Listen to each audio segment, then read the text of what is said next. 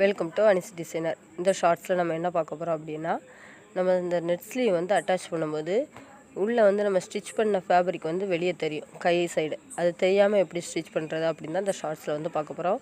உங்களுக்கு இந்த வீடியோ வந்து யூஸ்ஃபுல்லாக இருந்துச்சுன்னா நம்மளோட சேனலை வந்து சப்ஸ்கிரைப் பண்ணுங்கள். இதோட ஃபுல் வீடியோ நம்ம சேனலில் வந்து அப்லோட் பண்ணியிருக்கோம், கண்டிப்பாக போய் செக் பண்ணுங்கள். இப்போ ஃபஸ்ட் நம்ம ஸ்லீவை வந்து எப்படி அட்டாச் பண்ணுவோமோ அதே மாதிரி ஆம்ஹோல் சைடில் வந்து அட்டாச் பண்ணிவிட்டு, அந்த எக்ஸ்ட்ரா நம்ம ஸ்டிச் பண்ணியிருக்கோம் இல்லை மீதி துணி இருக்கும் பார்த்திங்களா, அதை வந்து என்ன செய்யணும் அப்படின்னா நம்மளோட கழுத்து பக்கம் இருக்கிற மாதிரி திருப்பி விட்டுருங்க. பாடி பார்ட் பக்கம் திருப்பி விட்டுருங்க.